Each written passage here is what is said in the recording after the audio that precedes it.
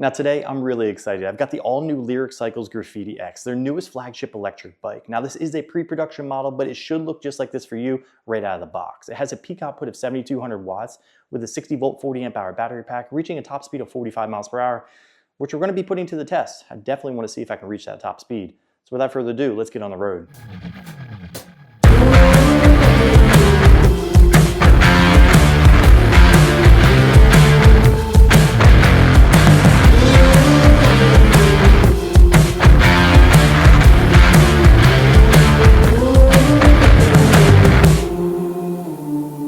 Now the Graffiti X is Lyric Cycles' newest flagship electric bike, retailing for $39.99. But today, if you put $49 down, you'll have a target delivery for August setup. And during setup, you'll be able to pick between 3 different colors: Painted Black, Green River, and Otis Blue.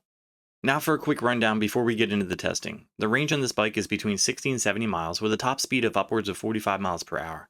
The motor is a 3,000 watt motor with a peak output of 7,200 watts, while the battery powering the bike is a 60 volt, 40 amp hour battery pack. The total weight capacity of the bike is 350 pounds and can hold up to 2 passengers. The front suspension is 160 millimeters with rebound, and the rear suspension is a 90 millimeter rear dual shock with rebound. There's 2 options for braking: regen braking and the Magura MT5E 4-piston hydraulic disc brakes. You can ride the Graffiti S in either pedal assist or throttle only. You'll have 9 levels of twist throttle, as well as a carbon drive belt system for low maintenance. Last but not least, the massive headlight up front, giving you 6,000 lumens and is DOT approved. All right, so now it's time for the speed test. But before we get into the speed test, I do want to let you know that Kyle from Area 13 is doing a dyno of this exact same bike. So check the link in the description below to be able to go to his channel to see what this bike can actually put out. So that being said, this is the second time I've done this speed test. The first time I did it with about half battery life and I reached about 46 miles per hour. Right now we got a fully juiced up battery. We're gonna put the power setting up to level 9. We got an off-road mode, make sure nobody's coming. And hit start on the boy and we are off. Let's get going. Get low. Speedometer reads 28, 32, 35. GPS just hit 40 miles per hour. 44, 45, let's get low. 46. Just hit 47. Crunch down. Come on, let's hit 50. We can hit it. Over 48. Looks like we're pretty much capped out right now at 48 miles per hour. And this thing is so sick. All right. You know what? I usually take this thing on hill tests that I normally do all of my videos, but instead of doing the normal hill tests that I do basically in every video with the double switchback hill, I have a perfect hill for this. And the perfect hill is going to be a local bridge near me. It is the Reedy Point Bridge. It is pretty long. It's going to be, I guess the best representation of what to expect out of a bike like this. So without further ado, let's get over there and test this thing out. All right, now we are over at my local bridge. Like I said, this is the Reedy Point Bridge. This is what it looks like via drone. I'm trying to beat the weather right now. So this bike has a lot of miles on him. I'm looking at it right now. We have over 1,000 miles. There is 1,283 miles on this bike. And it kind of shows, you can kind of feel it in certain aspects. This thing's really been put through the ringers. That being said, we're going to do the same thing with the bike GPS. We're going to see how consistent we can keep that top speed up to going up and over the bridge. It's going to be one long raw file. I don't want there to be any cuts in it. So that's the overall goal. We're going to wait until the next car goes by and get it done. So with that being said, let's give her a rip.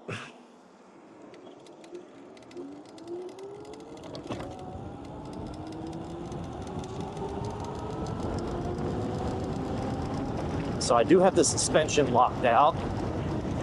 Right now we're flying. This thing is moving. 43 miles per hour. 44. I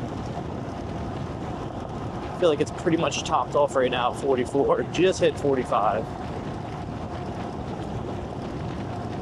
That's still climbing. 45. A little bit of lag right there with the battery. I don't know if it was a bump within the interchange of the road. We're consistent right now, 44 miles per hour. Coming up to the top of the peak of the bridge here in a moment. 44.2 miles per hour. Like I said, if you want to know more about the overall energy this bike can put out, check out Kyle's channel, link in the description below. He really does some in-depth stuff with his dyno. We're at the peak of the bridge right now. 44, 45 miles per hour, still hovering.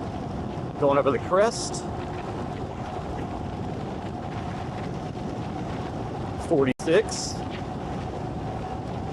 I feel some type of a limiter here, right around 48 miles an hour. I'm not able to, even on the downhill, I'm not able to get past the 48 miles per hour. So that being said, I mean, this is a pretty jacked up bridge, but this is pretty comfortable. Not too bad. Pothole right there. But overall, not too bad. Let's pull over up here, and I want to talk about my overall ride with the top speed and the hill test. So with all that speed, you gotta see if the brakes work, and they work really good on this bike. With that being said, let's get straight into the stats for the hill test here. So the hill test, we were able to reach a top speed of 46.4 miles per hour with an average speed of 40 miles per hour and a total distance of 1.9 miles. That's up to the crest and down. I did feel a bit of a lag there, like I was saying, within the battery. I don't know if it was a battery sag or something. Right around that limiter point of 46 miles per hour. It's kind of shocking, but at the same time, this is a new bike and it's been put through a lot, so do take that into consideration. Well, let's talk about our speed test. That's one thing I did want to basically go over when it comes to what you should expect out of a bike like this. So with the speed test, we reached a top speed of 48.8 miles per hour, an average speed of 39 miles per hour, and we did it in 1 minute and 3 seconds, which is actually really impressive.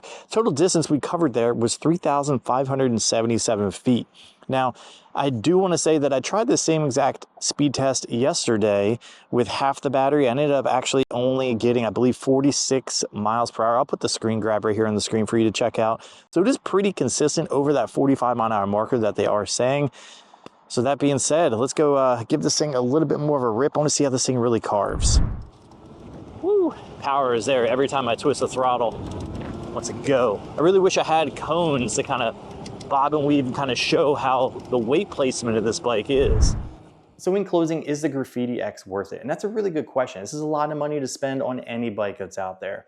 With that being said, I did feel like this thing was firmly planted on the road. The construction of this frame felt really solid, really high-end components, 60-volt battery pack, max output of 7,200 watts. Personally, I would actually make the plunge for the price point.